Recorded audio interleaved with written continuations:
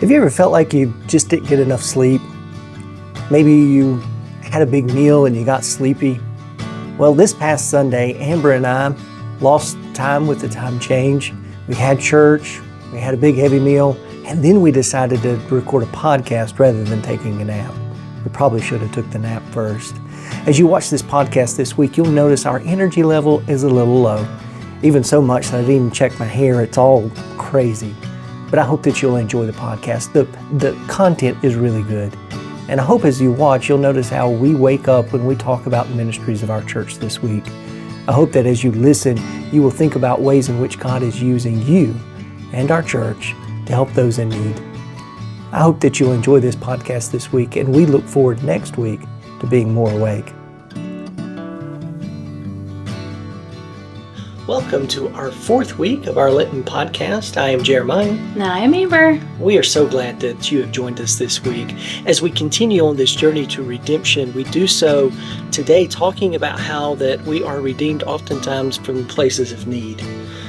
So far we've talked about God redeeming us from oppression, and then we talked about God redeeming us from forgiveness. Last week we talked about redemption through new beginnings and relationships. This week we talk about redemption for the poor, but also redemption from areas in our life where we may feel poor and in need. So let's start off by talking about maybe times we felt like we've been in need. Amber, can you think of a time recently or in the past that you felt like you were missing something and you needed something in your life? Well, most recently I think about when discern my vocation and if I was meant to stay at the hospital or find another path. And so essentially through the process of feeling spiritually empty, because what I do is very hard. It takes a lot of me to give to others in need and hurting and dying and all the other things. But I felt spiritually empty, and so I thought it was because I needed a change in vocation. Come to find out, I was burned out. But through that process, I assembled some spiritual leaders in the community to sit down and have a discernment process and committee. It's called a clearing committee in the Quaker tradition, but it was very meaningful, and it was very insightful. And through the course of that last year and a lot of discernment and prayer, I realized that I love what I do. I want to keep doing what I do. I just needed some time away to just really question that, dream about other things, and realize that my vocation is being a hospital chaplain and working with interdisciplinary teams and medical staff to come alongside and offer support and love and gentleness to people. Yeah. How about you? I think probably most recent was a few years ago, when we were struggling with some things with Lily. And she was having some eating disorder that was stemmed from, we found out later, from not being diagnosed with tongue tie.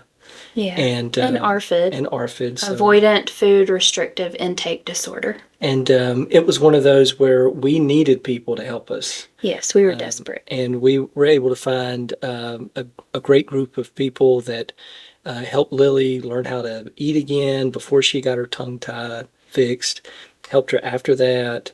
And we had therapists that came alongside of us too to help figure out what we needed to do with her to get her eating better. And it was more than just the eating, but the stress and anxiety she had to go around it.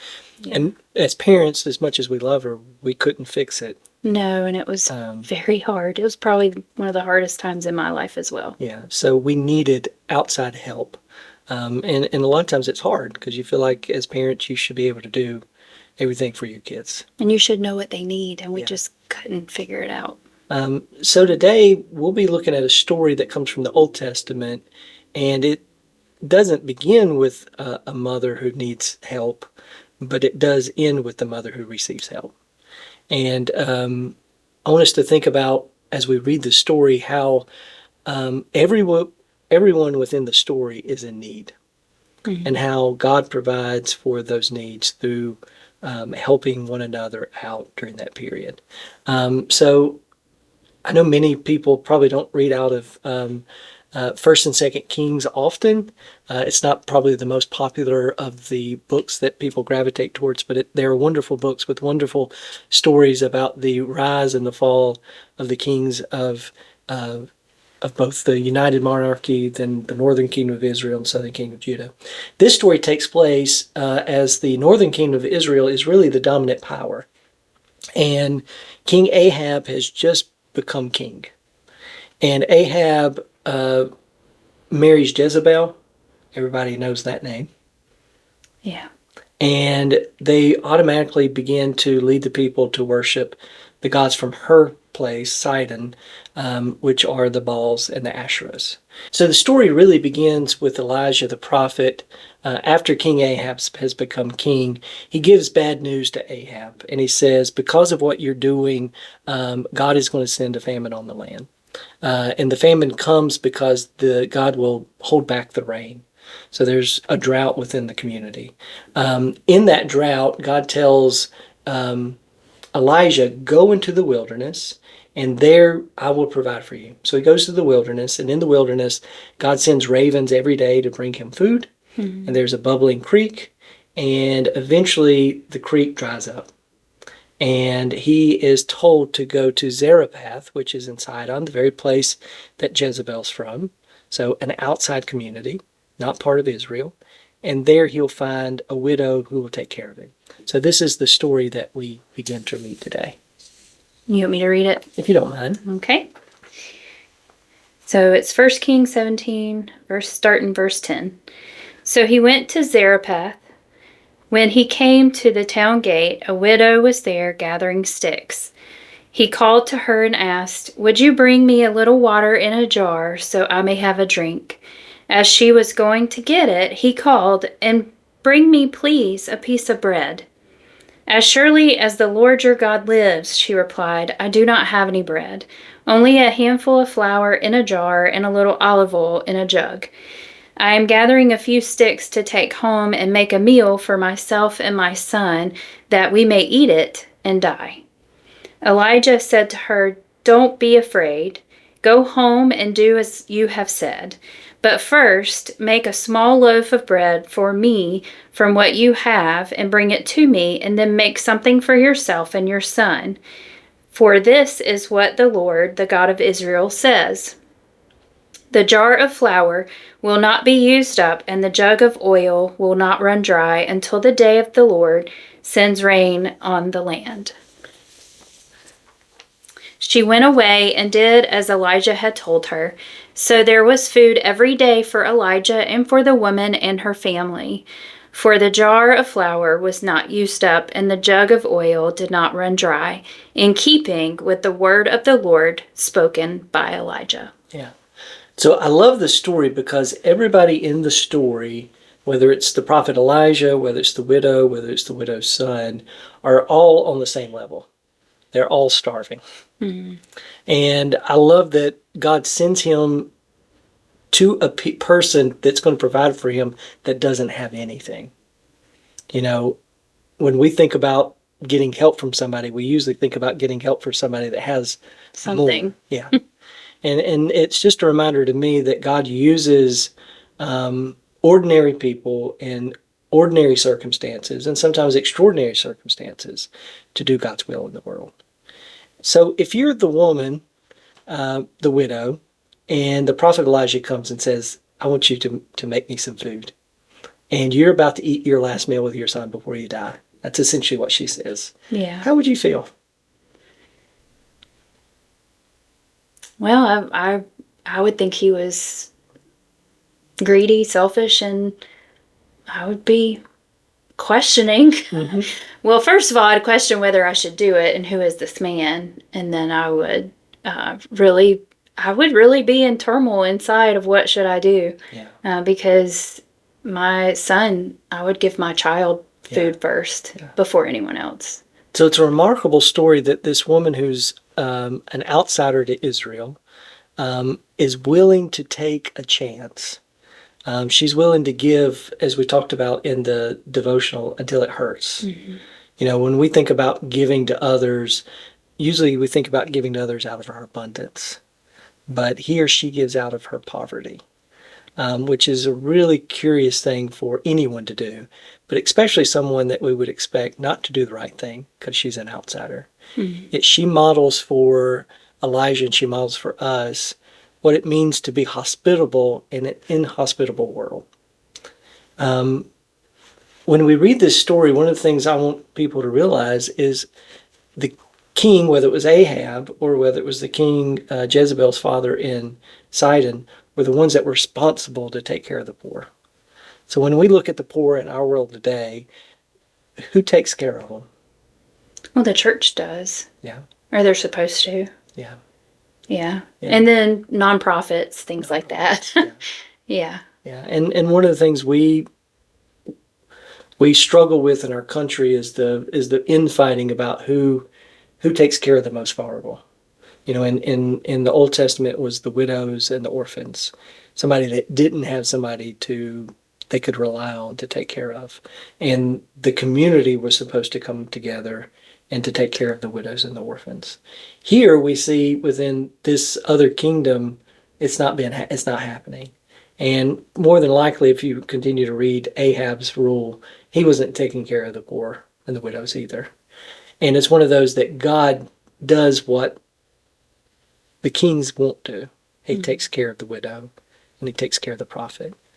When you think about those in need today, how do you think Jesus looks at those that are poor? What do you think Jesus' view is towards Well, he them? says the least of these. Yeah. If you do this for the least of these. Yeah. Yeah. I think he would have incredible compassion on them. Yeah. And hope that someone would come alongside them and Yeah. show them love and mercy. Yeah. I mean, you wrote about Mother Teresa Mm-hmm. in the devotional, and I really appreciate that. And the letter she wrote, too, was very neat. So the letter was it was a response to somebody that wanted to raise money for her. Mm-hmm. And she essentially says, instead of you doing that, why don't where you are, give till it hurts and see what it does for you. And one of the things I know about Jesus through the Gospels is Jesus is always looking and pointing towards the poor with compassion and asking those around him to do the same. One of my favorite passages comes out of Luke chapter 21. And Jesus is in the temple during the last week of his life. And he's been during the temple the whole time. And he looked up and saw rich people putting their gifts in the treasury. Mm-hmm. He also saw a poor widow put in 2 small copper coins. He said, "Truly I tell you, this poor widow has put in more than all of them. For all of them have contributed out of their abundance, but she out of her poverty has put in all she had to live on." And immediately after that, Jesus walks out and says, this temple's coming down, essentially. When you hear Jesus in that passage, what comes to your mind? Well, I mean, she still showed up and gave all that she had. And I think people what comes to my mind is you give out of abundance. So they give what they have to give. Yeah. They probably maybe could have given more or showed up to show what they were giving, maybe made a scene about it. I don't know. Yeah. But she just came, and I can picture her just hunched over, and maybe that's the picture that we have image that's printed. But we're, just hunched over and putting in all that she has because she has that much love and trust in God. Yeah. And the reality is that the treasury in the temple, part of that money was supposed to go and to take care of the widows. Yeah. But obviously she's not been taken care of. No. Because all she And it's has. obvious. And yeah. Sadly. when Jesus shows up to the temple, he sees the people that are wealthy essentially making a show of their gifts. Jesus doesn't care about that. No. What Jesus sees is the widow who has been ignored by everybody else, who's not been cared for, and he sees her devotion to God as real devotion. And it reminds me of the story that we've read in 1 Kings of a widow who doesn't have anything Yeah. and takes a step of faith just to take care of a stranger. Yeah. And when we look at the world and we look at faith, oftentimes the people that have the least are the people that have the most faith. You ever encountered anybody like that? Yeah, I have. And I even think at times, I mean, I don't know true poverty, but when I felt like I've had very little, I feel like I value even the sun coming up the next day and see more beauty and things that if I had a lot, I may not have, valued or I don't want to say taken advantage of seeing, but just been more open Yeah. to what I do have, which is breath or food or something.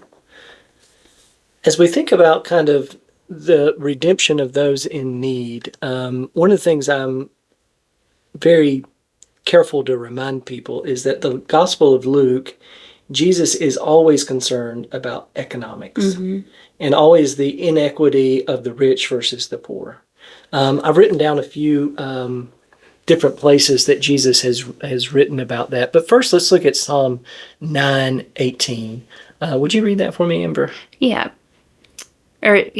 For the needy shall not always be forgotten, nor the hope of the poor perish forever. And the psalmist writes this as an awareness is that those that are in need are often the ones that feel like that nobody cares. Yeah. That they feel like Well, they do feel overlooked. They feel overlooked. And it's not, people that aren't willing to work. We're not talking about lazy people. We're talking about people that for one reason or another struggle just to make ends meet. Maybe they work 2 or 3 jobs. These aren't the people that we would characterize as, people like in the movies that just don't want to work or are lazy. But these are people that maybe work all day and still don't have enough to take care of maybe the basic needs of their family. Read some of the other passages that come out of Luke. I always remind people in Luke chapter 4, Jesus is in Nazareth, and he gives essentially his mission statement for the rest of the gospel. Mm-hmm. And part of that is Jesus says, the Spirit of the Lord is upon me because he has anointed me to bring good news to the poor. And he continues with those that are sick and lame and in prison. Read forth a couple of other passages out of Luke. Yeah. So out of Luke 6:20, blessed are you who are poor, for yours is the kingdom of God. Blessed are you who are hungry now, for you will be filled. And out of Luke 12:15, take care, be on guard against all kinds of greed, for one's life does not consist in the abundance of possessions. And also Luke 14, verse 12 through 14, when you give a luncheon or a dinner, do not invite your friends or relatives or rich neighbors, in case they may invite you in return and you would be repaid. But when you give a banquet, invite the people, the crippled, the lame, and the blind, and you will be blessed because they cannot repay you, for you will be repaid at the resurrection of the righteous. That's one of my favorites. Yeah. And About hospitality in a lot of ways. Consistently throughout the Gospel of Luke, but the other Gospels as well, Jesus is always teaching his disciples, one, that you can't serve 2 masters, wealth and God, that those that have a lot are not willing to necessarily give it up for the kingdom of God. And Jesus says that it's easier for a camel to go through the eye of a needle than a wealthy person to enter into the kingdom of God. So Jesus is it seems to be very harsh on those that have a lot. But in reality, what he's saying is that oftentimes the people that have aren't willing to share it with those that don't. Yeah. And that's the part that kind of rubs up against God's intention for people that have. Part of the reason they have it is not just for themselves, but to be able to share it with those around them that are in need. When you think about our church, Yeah. in what ways do we model what Jesus is asking his disciples to do? Well, thinking about all the ministries we have, and I like to celebrate them. But I think like on Wednesday nights, our benevolence team, they meet the needs of our community through food, through financial assistance, through clothing for adults, things like that. I think about them and the commitment that especially Ray Taylor and his team, continue to show up to offer that. And we have the Corner of Hope, which is our furniture bank that gives to the community as well in Spartanburg County. And then something that I've most recently got involved with you is the backpack ministry. And I never just thought how gratifying that can be to pack food in a backpack, knowing that a child in, the Inman community will be able to have food through the weekend. And to see those kids come to VBS and things like that and just be happy for the food that they received and to see how it gives. And then Threads of Hope. Do you want me to go through the ministries? Go ahead, yes. Okay. Then we have Threads of Hope, which is for our kids. District 1 schools. District 1 schools, as well as kids within our church and community. They have shopping days, and they do have one coming up, March 14th. Mm-hmm. If you hear this before then, they do have a shopping day coming up where I think it's great that the kids get to go in and like a clothing shop with their moms and dads or just grandparents, whoever their caregiver is. They get to go through and pick out clothes for themselves, which is really neat. They're not just given certain clothes for their age range. They're actually able to come out and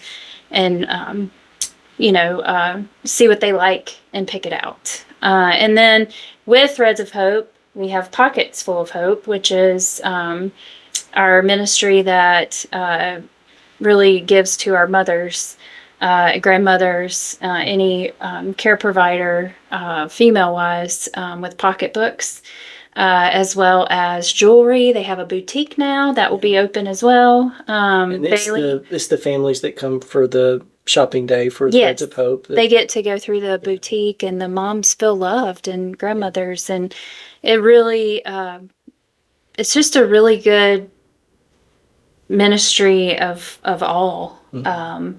And in Cheryl's Bible study, we're talking about spiritual gifts with our women's ministry, and it just is really beautiful to see everybody show up in different ways, whether they give the clothing or they wash, or Eunice goes through it, or Bailey's setting up this boutique so that moms feel seen and given to. It's just really sweet to see how things come together. Yeah, and one of the ones we didn't list in our devotional is our ministry health team does hygiene packs for Chapman High School, where they're able to give for maybe some boys and girls that don't have necessarily all the products at home, like deodorant and toothpaste and feminine products, that they're able to soap and yeah. And one of the things, as you listed all that, for me, being on staff here, I kind of see the people that come in and out through the week. Mm-hmm. And each of those ministries requires financial help. So the tithes and offerings that go to the church support and undergird some of these ministries. But it also requires a lot of prep work.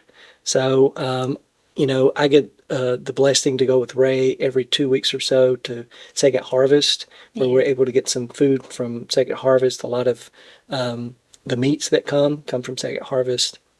But I know that not just Ray does that, but others bring in food throughout the week.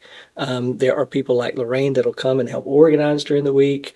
With our backpack, Tom Beecham and David Gowan and Marty Richards, they're the ones that go and get the stuff and make sure that it's downstairs.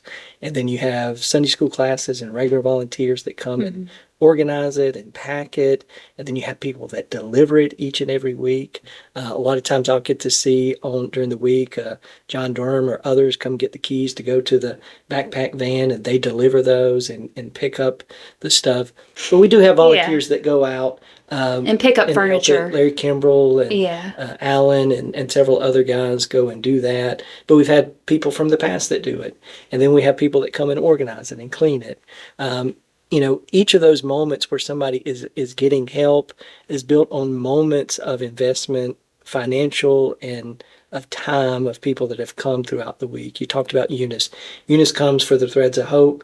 She not only helps sort and pack, but she also boxes up the stuff that we can't use and take it to other places that we can. Yeah. That's a lot of energy, a lot of time. And Julie Settle does a lot of Julie Settle does as work well. And Beverly. We could name a lot of people. We could, but so many people's hands are on each of those things.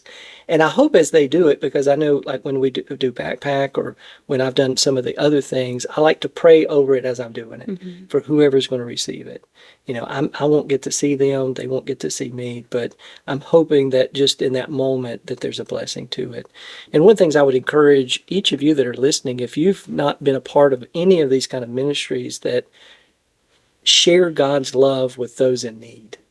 Find a way to do it. It may be where you want to give specifically to one of those ministries financially. It may be where you want to volunteer with one of those ministries. It may be where you just want to pray for one of those ministries or to learn more about it. One of the things I was talking with somebody not long ago, and I think of our church and I think of where we have been and where we are. And one of the positive things I see about our church is that Jesus says, you'll know me by the fruits that people produce. And I think we produce good fruits. You know, those ministries we've listed aren't the only ones, but those ministries are ones that reach those that are in real need in our community. And I think that's a healthy sign of who we are as a church. So I want you to think about, you know, ways in which you may look at your neighbor, you may look at somebody in your family that's in need. And it doesn't have to be that they don't have something. It could be that they just need somebody. Amber, when you think about all we've talked about, do you have anything that you would like to kind of close this with? I don't know. I was thinking of all the people that are involved in all these ministries and who to talk to if you want to be a part of it. Yeah. And making sure, I mean, there's so many, but, you know, because, you know, Angie Ayers had a heart for kids and Threads of Hope, and Bailey saw something and came alongside her, and Ray and Beverly and Julie and just so many people. That just makes my heart happy. But I do think a lot of times, I don't think I realized how many people in our little town of Inman community really needed love and help in a lot of these things. And just, you know, giving the food when we used to do food pantry for the youth, it was just so great to be able to talk to these folks and be able just to let them know that you care and that you're here, and I believe they know that, and I think they feel forgotten. Many of them do. They've named that. They feel marginalized or on the outside, and as a church, we have brought them in to show them love and to pray with them and to offer Bibles to them, things that, you know, have allowed them to see the hope that we have to give. And I think our motto is giving hope. Yeah. I think loving God, loving others, but giving hope. But giving hope was an old motto but it's one we still live at. Yeah. And one of the things I'm just so proud of our church is that each of these ministries, some have been here long time, and some are more recent. But each one, especially those that have been around a while, like the benevolence team, the backpack, I've watched as the baton's been passed to somebody else, and somebody else picks up that baton and continues it. So it's not just dependent on one person. Yeah. That it is really the whole community coming together and saying, you know, we support these ministries. And the more that we're able to talk about these ministries and show that they have value and worth, the more people will get involved. And my prayer is that we as a church continue to see the needs of our community. And we find new ways to engage our community, because just like Elijah going to the widow at Zarephath or Jesus in the temple, is the awareness is God hasn't forgotten them. Yes. But the only way they sometimes will know that is if we tell them, not just with words, but with action. Yeah. So, yeah. Yeah. Well, those are some ministries to celebrate because I like to celebrate a ministry at the end of each session. And I was telling you, I didn't know how to celebrate them all because we have so many wonderful ministries here. But I do believe we've celebrated quite a few in this discussion. If you would like to be a part of any of these ministries, or you have a heart for those within our community and would like to know more about how you can connect, reach out to me, reach out to the church office. We will be happy to get with you. The Ministry Connections team is always available if you'd like to serve in a specific place as well. So contact us. We'd love to get you involved. If you just want to know more about one of these ministries, contact us. Welcome to go to our website. You'll find a little bit more of information there as well.